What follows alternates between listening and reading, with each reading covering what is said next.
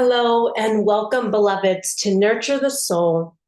I am your host today, the Reverend Ellie Hutchison, Minister for Congregational and Community Engagement with the Faith Info team.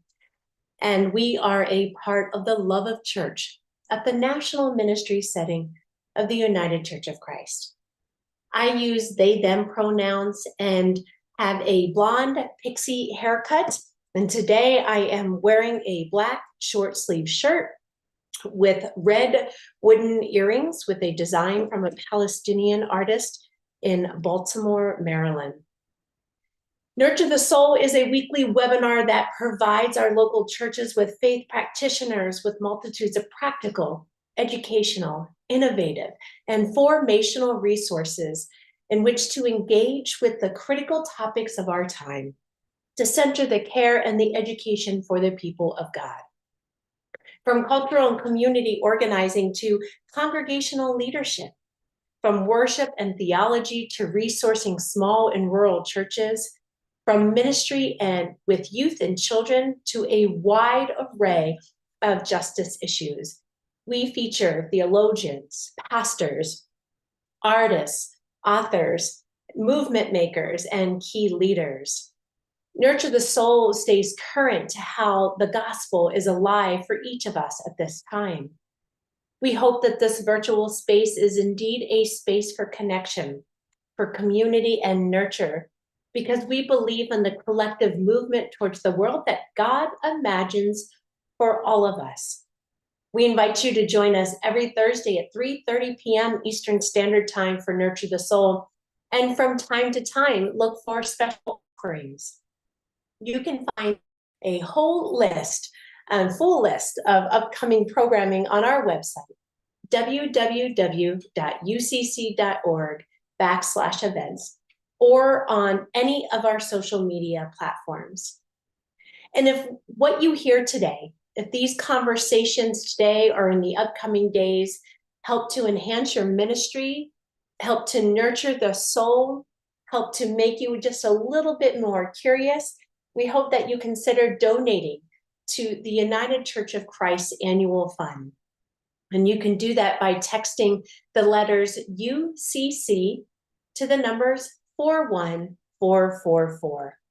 It is your prayerful and financial support that helps programs like this do the essential work of the United Church of Christ. And so we thank you for supporting us and thank you for being with us today. But before I turn it over to introduce you to this week's guest, I'd like to remind you about two features that you will find at the bottom of your screen that will help you interact with not only one another, but the presenters as well. The first one is the chat feature, which is at the bottom of your Zoom screen, the little dialogue bubble with 3 dots in the middle. We invite you to share where you're Zooming in from today, what your faith community is, and to continue the conversation in chat during the webinar.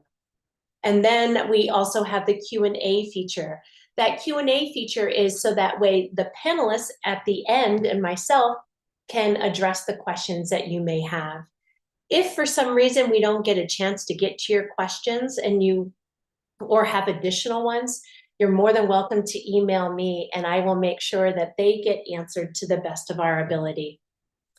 We are just grateful to have you here, beloveds. And today in our webinar, we are joined by my colleagues, Reverend Katie Howe, who is the Minister for Disaster Response and Recovery, and the Reverend Dr. Becca Girrell from the United Community Church of Morrisville, Vermont, to discuss how creating coalitions and community building during non-disaster times and create an environment that can help all of our communities if they do experience a disaster that is either climate caused, human caused, technological, or whatever. And so I want to turn it over to Reverend Katie Howe for her to spend some more time with Becca. And I think we have some videos or some pictures of you today. And then we'll come back and I'll guide both of you in questions that I know that many of us are thinking about. So welcome, beloveds. Thank you. Thank you. So my name is Katie Howe, and I'm the Minister for Disaster Response and Recovery with the national setting of the United Church of Christ. And I'm joined today by Reverend Dr. Becca Girrell from the United Community Church of Morrisville, Vermont. As the United Church of Christ, one of our key areas of focus is on long-term recovery.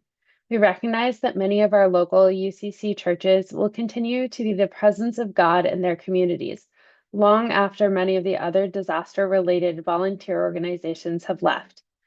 By building connections with other organizations, both faith-based and non-faith-based, that exist currently in our communities during non-disaster times, we can identify ways that we might be able to leverage those resources in the event of a disaster. Today's conversation is part of a two-part series, and today we're going to focus on disaster preparedness. By building connections and preparing your church community, your churches will be able to prepare for disasters that may occur in your community, and this will facilitate long-term recovery conversations later on. Today, we'll be talking about community connections, and next week, we'll be discussing our new local church preparedness guide. I'll put a link to that in the chat. We're shifting our focus from disaster-specific preparedness to what is considered an all-hazards approach. This means rather than being prepared for tornadoes or flooding or hurricanes based on where you're located, there is a shift to being more prepared for everything, because we don't know what type of disasters may impact our communities. From floods, tornadoes, wind, rain, wildfires, winter storms, gun violence, political violence, pandemics, environmental disasters, and the list continues on and on. Disaster Ministries is rooted in our faith. One example is a scripture about Joseph interpreting Pharaoh's dream in Genesis and learning about the famine that was coming and helping the people of Egypt store enough food to navigate the upcoming crisis. The other scripture that I use to ground my work is the scripture from 1 Corinthians chapter 12, verses 12 and 13. It reads, "For just as the body is one and has many members, and all the members of the body, though many, are one body, so it is with Christ. For in one Spirit we were all baptized into one body, Jews or Greek, slaves or free. We were all made to drink of one Spirit." Each community organization has its own role to play in disaster recovery, and we work together with a variety of different organizations to do preparedness and response work. But we are one in the body of Christ.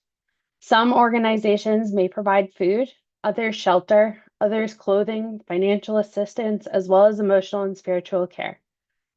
Over the last few years, we've seen different types of disasters affecting communities that have never previously experienced any disasters, emphasizing the importance of building these community connections, regardless of size or location. We also recognize that there are some communities that may be in the midst of disaster response currently, and it may feel a bit overwhelming to start conversations around disaster preparedness right now. However, we want to be sure to provide these resources, as it's important to integrate preparedness for future disasters into your long-term recovery plans. For example, in Vermont, when they were starting to enter the long-term recovery phase of the flooding they had experienced when additional flooding came. Multiple disasters impacting the same communities may change our strategies and approaches of how we engage in this work. It may be necessary to tailor our conversations with different community partners based on where our communities are with their recovery. Reverend Dr. Becca Girrell is the pastor of United Community Church of Morrisville, Vermont. This region has experienced 4 major flooding events in the last 18 months, and they've been able to quickly mobilize resources to using existing community connections to support the immediate needs of the community after flooding events. So, Reverend Becca, I'm going to pass it over to you to talk a little bit more about some of the work that you've been doing in Vermont. Thanks so much, Katie, and thank you everyone for inviting me. I'll tell you just a brief glimpse of our church, the United Community Church of Morrisville. At the time our story begins, or my story begins with this church, it was a newly united congregation coming together, a congregation that is both United Methodist and United Church of Christ. I am a United Methodist clergy person and the first from that denomination to serve this union church. I started serving in July of 2020 in the midst of the COVID-19 pandemic, of course, and did not get to really meet my congregation in person for about a full year before we had meetings and worship in person again. So we've done a lot that already felt like disaster. Morrisville is a community of about 5,000 people. Our major business, if we can call it that, is there is a small regional hospital that draws people from around the state and indeed around the country for some of its services. But otherwise, we're a very small, sleepy community about an hour from our major city, Burlington, Vermont. There's farm country, there's a little downtown area, and there's a river that runs through town. Our water system is old. The municipal water supply is old, and this became a problem in July of 2023, July 10th, 2023, when we experienced our first major flooding event in Vermont. I'm sure folks saw it and remember, but there was significant damage to the surrounding communities. Our town was relatively okay, but parts of Vermont saw water levels that they had not seen in hundreds of years. Similar in many ways on a smaller scale to the flooding that we've seen recently in Western North Carolina, where the mountains and the streams cutting their pathways down through the mountains overflow any possible infrastructure like culverts and rivers and town water supplies. So the precipitating event, for lack of a better word, for us in Morrisville was that the major flooding and storms and storm water runoff potentially compromised the town water supply. Now, the congregation of United Community Church has had for nearly a decade now a breakfast ministry 5 days a week, Monday through Friday. At the time, we were serving about 25 or so people on average per day, every weekday for breakfast. And early on the morning after this flooding, and these folks can be people without housing, they can be people just needing a place to congregate and be safe and warm together, or socialize together and receive a meal that's free. All donation, all volunteer. The morning after the flooding, I awoke to a water do not use alert, which is a level above a boil notice. Even if the water is boiled, you cannot use it in food preparation, washing dishes, any level of consumption. And so I hurried to the church, my long commute across the driveway, to make sure that they were using bottled water only in the food preparation, and they were using paper plates and all these things for breakfast, which they were doing. They're way ahead of me. They made coffee with bottled water and all that good stuff. And realized by that time that we had more people than usual for breakfast, A, and B, it was July, it was going to be a warm day. And these were people that did not have access to clean water, to go home to clean water, to drink, to wash their hands or brush their teeth, to feed themselves and prepare food, to feed and care for their animals. And that the little convenience store in downtown was already sold out of bottled water, and the grocery store, people didn't have, many people didn't have access to vehicles or money to buy clean drinking water. I was on a call with a pre-existing team, which I'll talk a little bit about some of our pre-existing teams that were helpful a little later. But I was on a call with a pre-existing team dealing with housing insecurity, making sure we could find where all the people were that we knew that were camping and so forth. And most folks were accounted for, even the folks that had been camping by the river and in low-lying areas. And we felt pretty good about that. And I said, time out, folks. This was about 8:45, 8:30 was when the meeting started. I said, this is great that we know where our folks without housing are. I need 60 gallons of drinking water, clean, potable water. I need them at the church. I need them now, because by 9 o'clock, when breakfast wraps up, I want to be able to send each adult home with a gallon of water for themselves and for any other adult in their home, any other human in their home. And so I need water now. The first person, there was somebody on the call who was a member of the synagogue, and she texted her rabbi. So the rabbi was the first person who came by with a case of bottled water, and that was at 8:45 a.m. We put the word out. People started that day bringing water in whatever they could find. There are wonderful, fun pictures of me with handles of what look like vodka, but aren't, just our drinking water. People filled water at their homes outside of town that were spring fed and in places where the water had not been potentially compromised. They filled anything they could find and brought it in. We started with them bringing it into the church, which was kind of silly because I meant I had to be there or someone from the congregation had to be there. We quickly figured out that we could stack the water outside. Although one person said, "What happens if people come by and steal it?" And I said, "That would be great." More people from the interfaith community talked with local businesses. Vermont's got a lot of cider mills and breweries and so forth.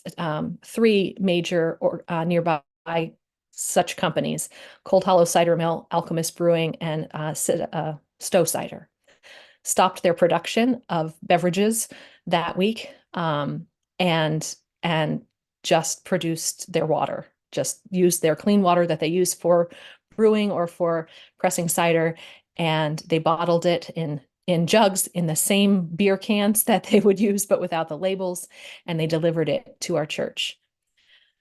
Over the course of the week, we gave out nearly 9 tons of water.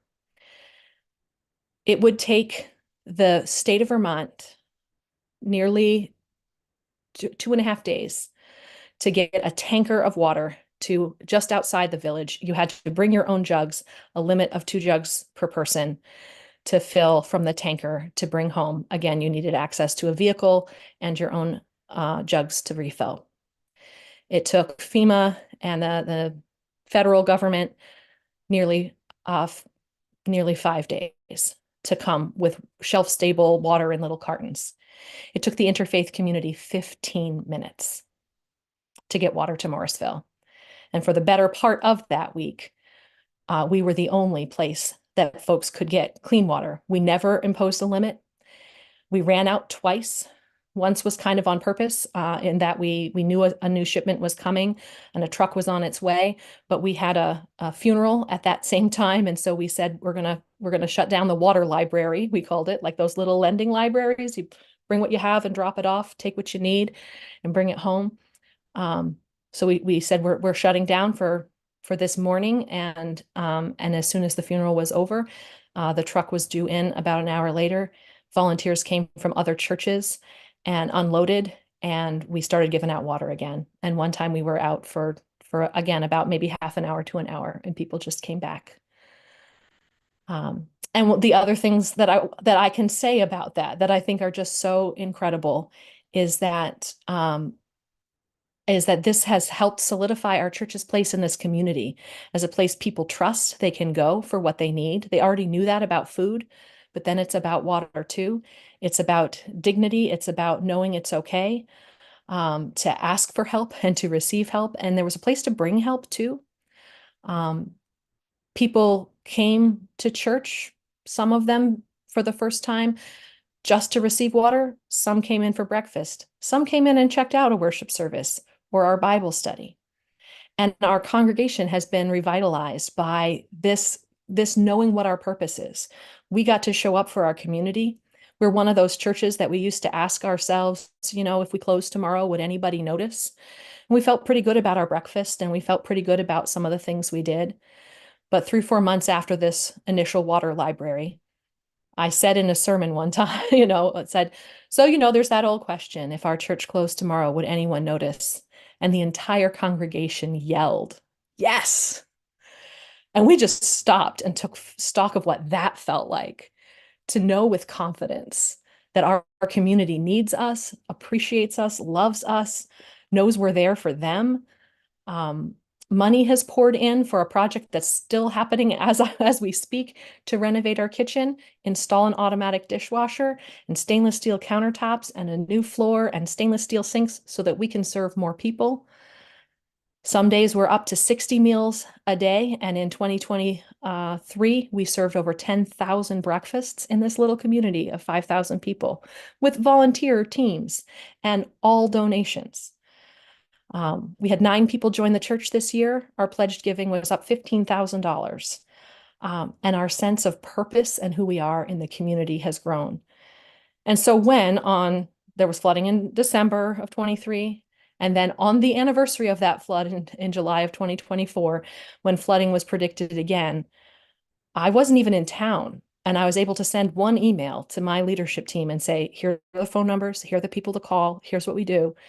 And we knew what to do for the next disaster because we had been through one together and we had a strong team as a church and as a community. So I'm excited to talk about how we got there. And just to remind us, as Katie said, that disasters can be anything. And if we're the place that people trust and know to go to, and we're ready to respond, then that not only lets the community know they're not alone, that gives the church a sense of purpose and calling and the beautiful conviction that we are who we're supposed to be in the world. So that whatever we do to recover from one disaster, we're really doing to build our preparedness and our resilience for the next one and for those times in between that may not qualify as federal disasters, but where we are together and strong as a community. Becca, I'm going to share the photos that you have for today, and I'm wondering if you can talk us through them a little bit. Sure. Here's some of our folks from Alchemist Brewing Company in Waterbury unloading pallets of water. I think they made 3 or 4 deliveries at least of these cans. They did taste a little hoppy, but it was drinking water. That's our handicap access ramp and door, so people could just kind of come up. They can get into the church there, but they could just take what they needed. There's our water again from the Alchemist. People brought in water and whatever they could handle. I still have that handle of vodka, which is really water, in my office because nobody took it. So I kept it as a souvenir. And there the jugs of water on the table. I labeled it so that people knew. Here's some folks. Some of these are not church people at all. Some are people from a neighboring town, Stowe Community Church, a town away, unloading and reloading pallets. They brought these bottles up to the nursing home and brought one of these little container crates of water to every resident of the nursing home. These are folks from the United Methodist Mission Hub in another part of Vermont. Again, they drove up this trailer full of water to unload. In the background, you can see those white boxes are the ones from FEMA, finally. And jugs, this is a delivery from Cold Hollow Cider Mill. Great apple cider, but right now it's great water lining the ramp. Our little bucket brigade, almost literally bringing in. Again, I don't know these people. I only know the woman in this picture. While this picture, right after or right before I took this picture, my bishop called me to express her condolences that we'd experienced flooding. And instead I told her, no, thank you. We will take your congratulations on the strength and resilience of our community, though, and described to her what was happening. And they all yelled out, "Hi, Bishop Johnson." This is the breakfast that I mentioned. This is one, a day in the life of our Breakfast on Us ministry, where we now are serving upwards, sometimes it's still in the 30s or 40s. Sometimes it's closer to the high 50s of folks. A free breakfast. There's a different menu each day, a rotating team of volunteers. And we also have folks coming in from a local health organization. They do blood pressure checks and screenings. Help people get an appointment with a primary care physician if they need one. 2 times a month during vaccine season, we have the Department of Health coming in, and they are doing COVID and flu and other vaccines for people who do not qualify for Medicare. But anyone else can get a vaccine. Other folks have to go through Medicare and through the aforementioned clinics and so forth. This is our congregation just a couple weeks ago. We also took an open and affirming / reconciling vote this day, hence the flag my son is holding upside down. But this is not the congregation you would have seen a couple years ago. And I wanted to share this picture with you both to see that, yes, we're an older group. We're a very white group. We're not a huge group. But there are people in this picture that are without housing who are part of our congregation now. There are people in this picture who are younger and are full of passion and energy, who have been drawn to this church because of its response to the community.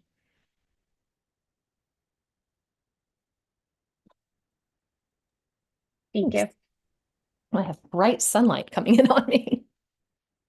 I love that bright sunlight, and I love all of those pictures, Becca. Thank you so much for sharing what your community is and has done, and just what a time to start a congregation. Yeah, wow. Talk about being in the middle of it all. And so we're grateful for you. So thank you. Well, I have a question for both of you.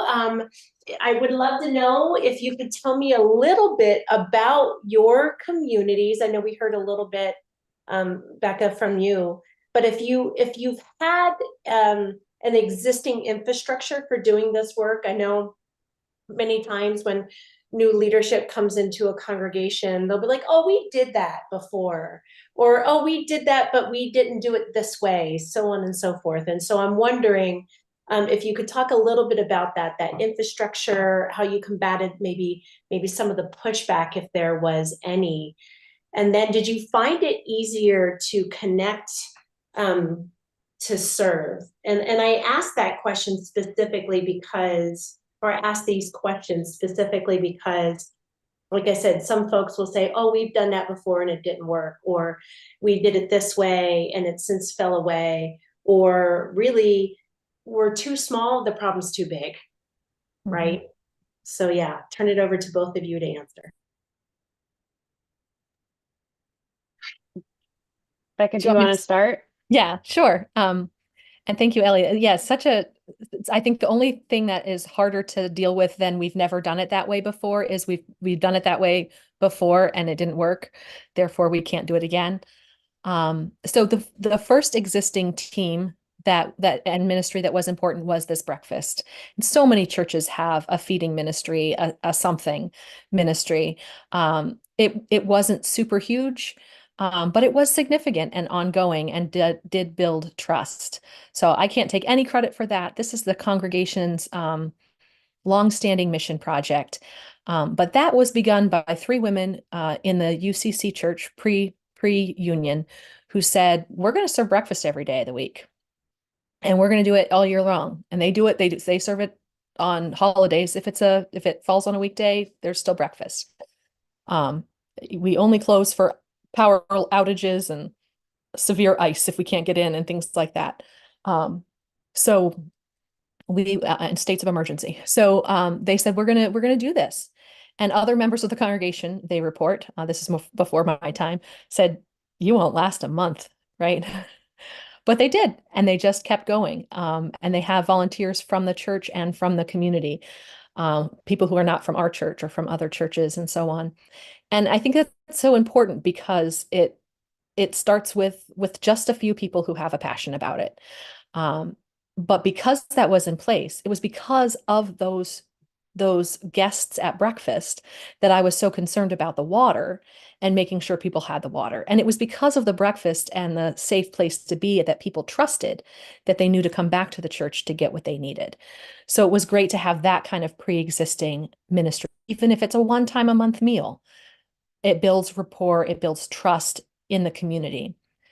The other thing that I came into, as I mentioned, I started in this community during the pandemic, and the health and human services organizations in our town had built, cobbled together in that time, as kind of like with duct tape and shoelaces, but cobbled together an emergency response command structure that they used in response to COVID. And there are people from the health and human services, like literal state agencies, and there were people from county agencies, and there were organizations, and they had faith partners at the table. This is the first place I've ever been where I didn't have to argue that faith partners should be at the table. That's been a huge resource. And so one of the things I think is important is to figure out who are the and where are the organizations that are doing some of that connective work? Do they have faith partners at the table? And if not, help them understand that faith organizations, faith-based organizing, and faith-based communities are able to respond faster. We have banks of volunteers. They're not necessarily, we don't have lots of money. We don't have a ton of people, but we have enough, and we have huge spaces that are wickedly underutilized. So we are a tremendous resource, and we can leverage a moral and ethical voice, and we can leverage volunteers very quickly. And just take my story and tell it everywhere. It took the state 3 days. It took the feds 5.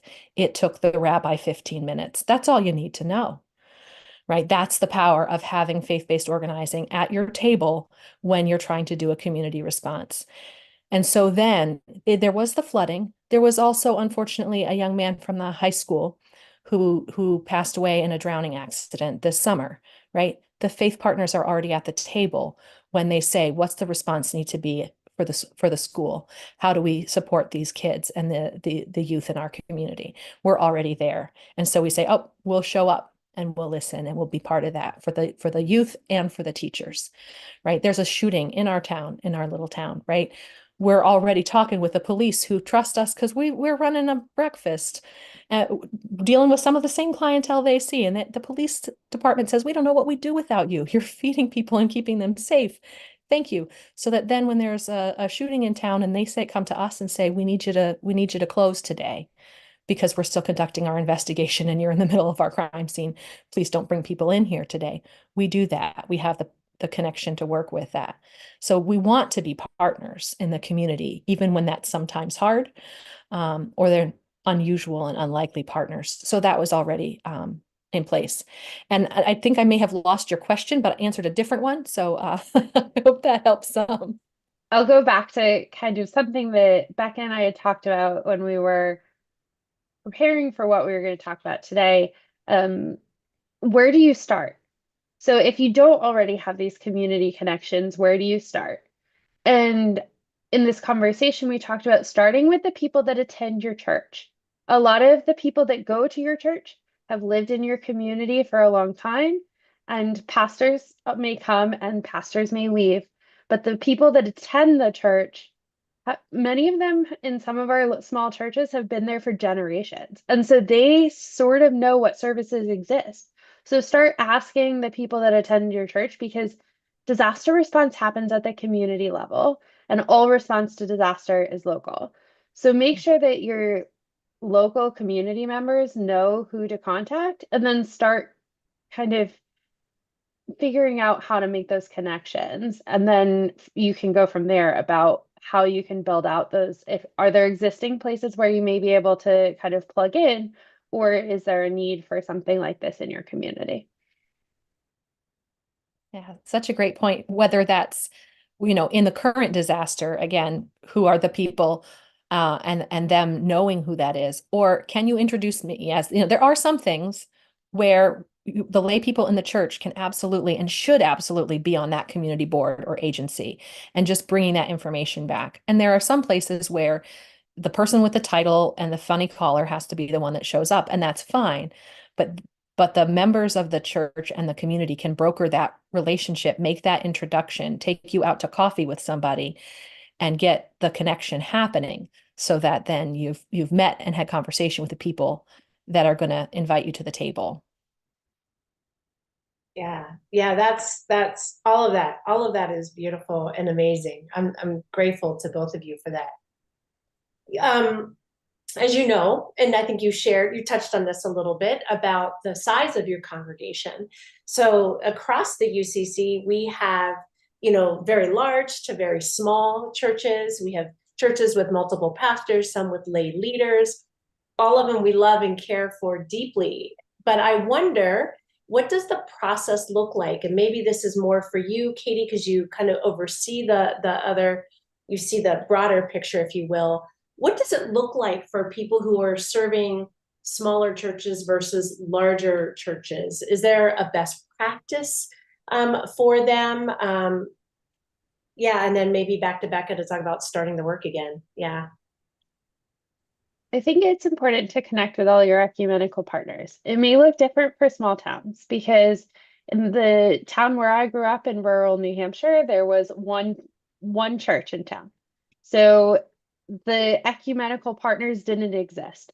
But recognizing that many of our ecumenical partners, including the United Methodist Church, including Presbyterian Church USA, including the Episcopal Diocese, just to name a few, are all part of what is called national volunteer organizations active in disasters and have local offices that do this work both at a national level and locally. So it's important to connect with them because we all have a different role that we play in disaster response.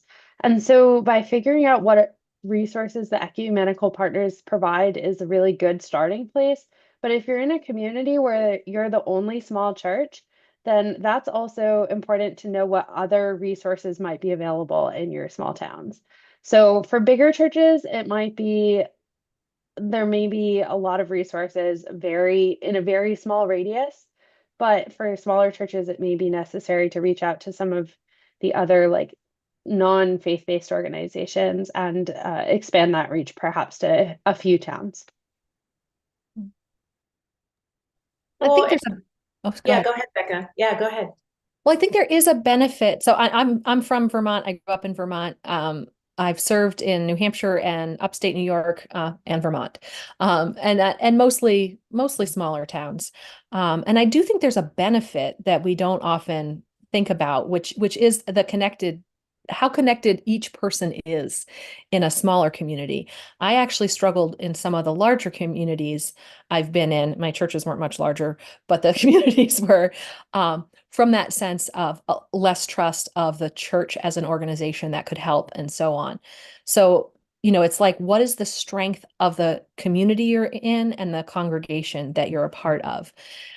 Smaller towns and smaller communities and smaller churches have a stronger person-to-person connection. So that's the starting place.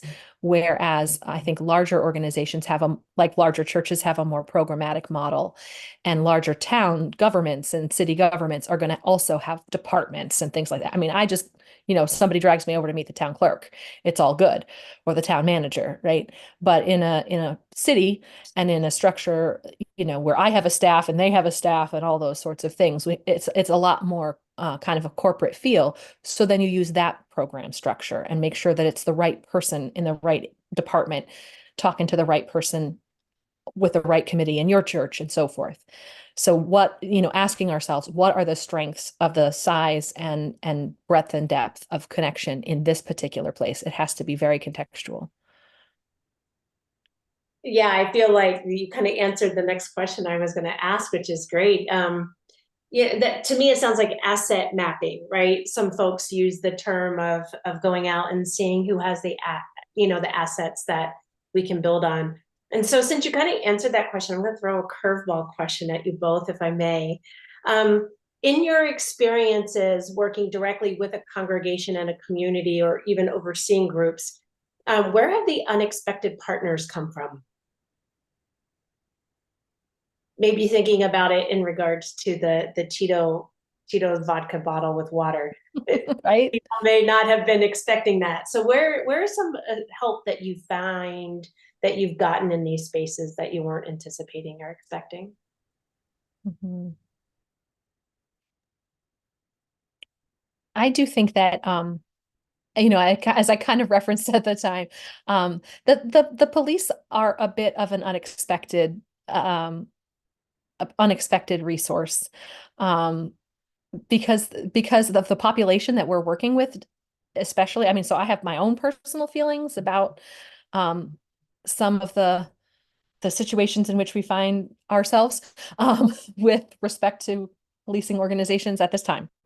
And I'll stop there. But in particular, I'm working with a population, particularly people without housing, people with mental health conditions, people living on the edge with food insecurity, people with massive substance use concerns, behaviors, coping mechanisms that do not have a strong level of trust for the police at all. And so that's been a really tenuous thing to navigate, I think.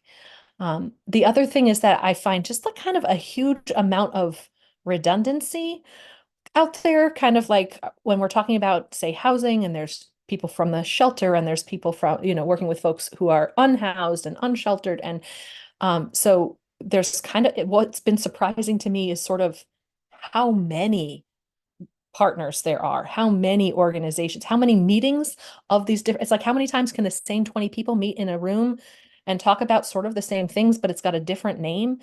And so there's like the little gaps of, ooh, someone was missing from that one meeting. I'm still figuring it out. I've been here for just over 4 years.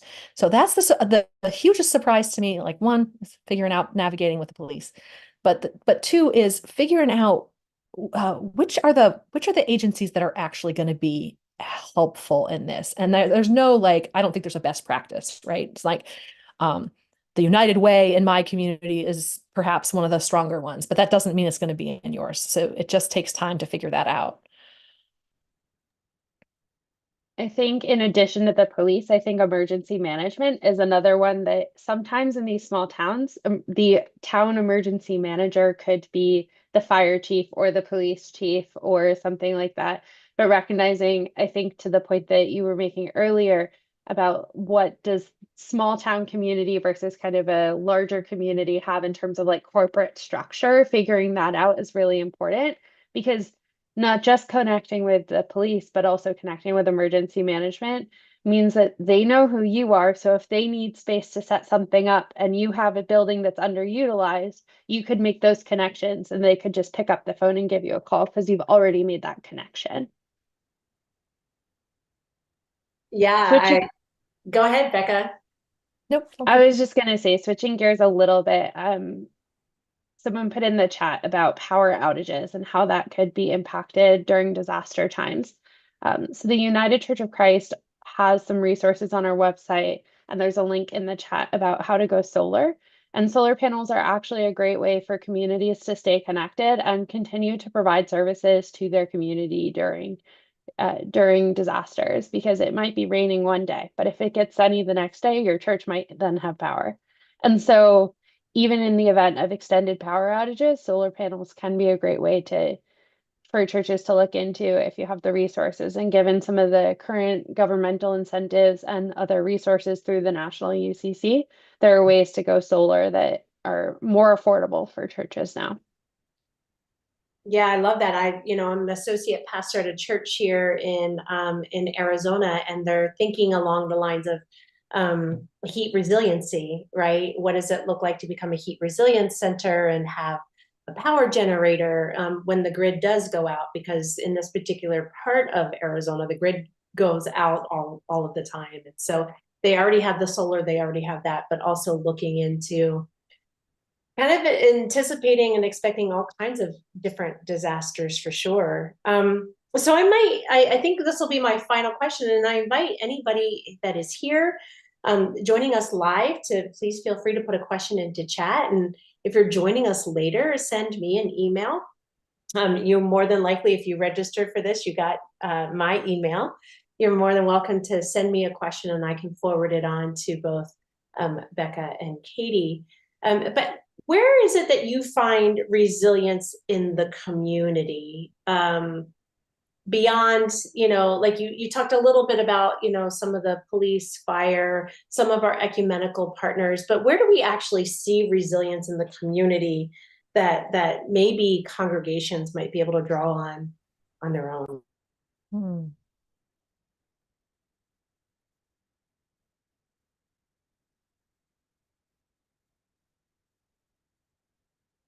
There's, in my community, there's a significant group of people. They again are the ones that show up at the different coalition meetings and the different organization meetings.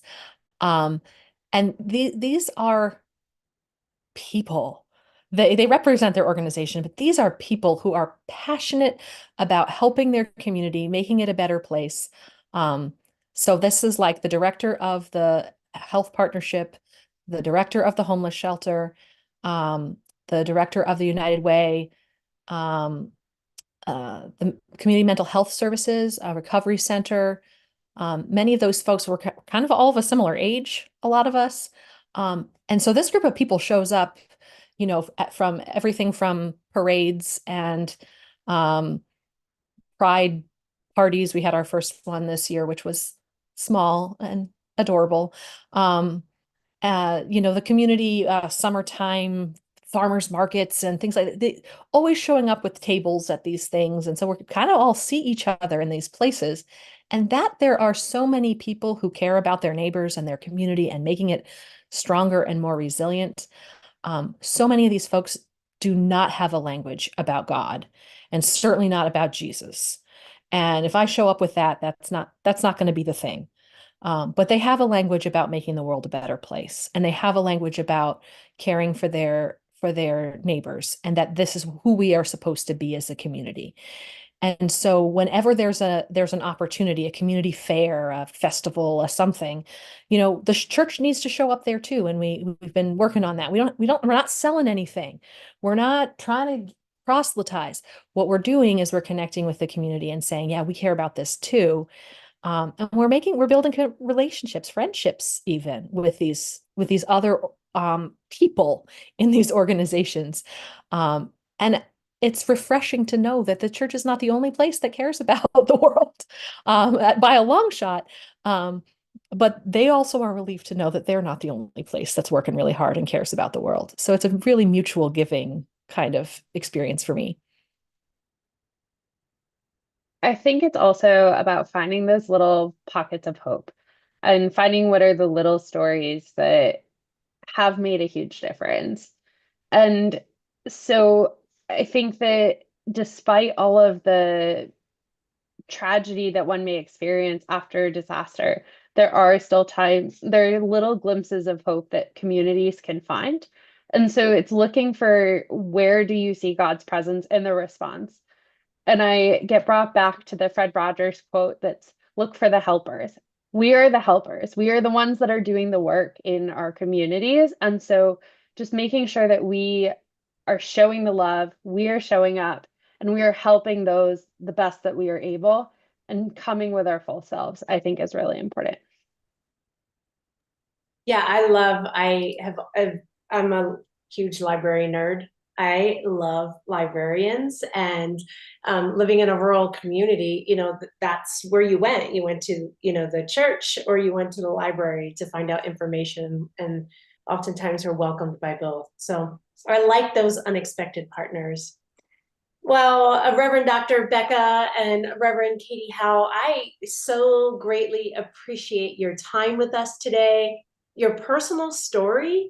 I think, I know next week we have like a handbook that we're going to talk a little bit about. I know that there's formalized processes, and that speaks to some, but the shortest distance between two people is story. And Reverend Dr. Becca, I really appreciate your sharing your story with us, and the things that you and your congregation have been able to do together. What a gift that is.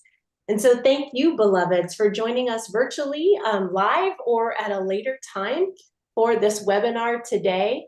We still are in election season, and so we have a special offering coming your way on Monday, November 11th at 3:30 p.m. Eastern Standard Time, and it's titled, What's Next? Naming the Pain, Unresolved Grief and the Lure of Political Extremism.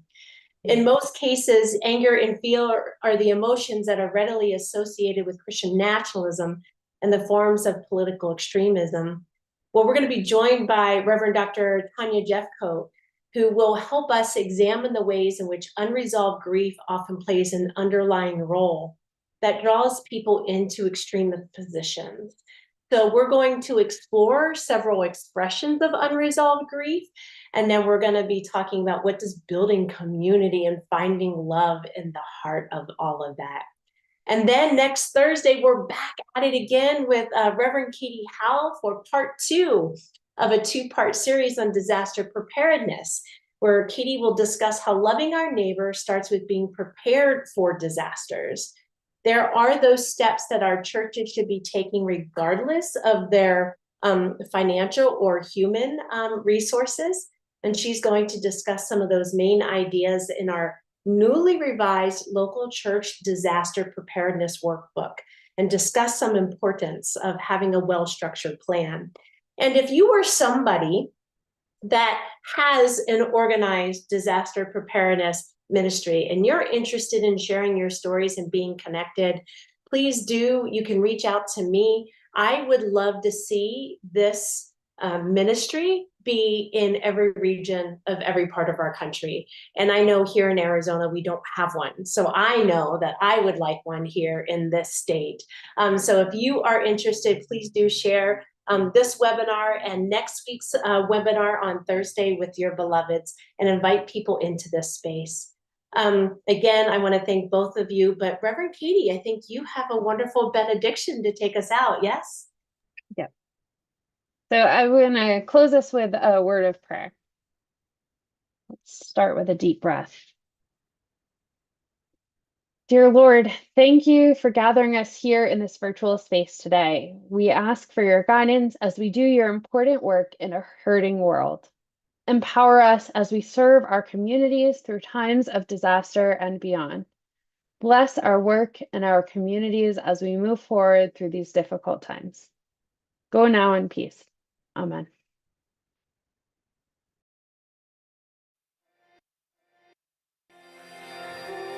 Siblings in Christ, if you are moved by this conversation, if what's been offered here has helped enhance your ministry or has nurtured your soul for the journey, please consider donating to the annual fund of the United Church of Christ by texting UCC to 41444. Your support will help to provide programs like this, which are an essential part of our ministries in the United Church of Christ. Thank you for your support. Be blessed on your journey and know that you are not alone.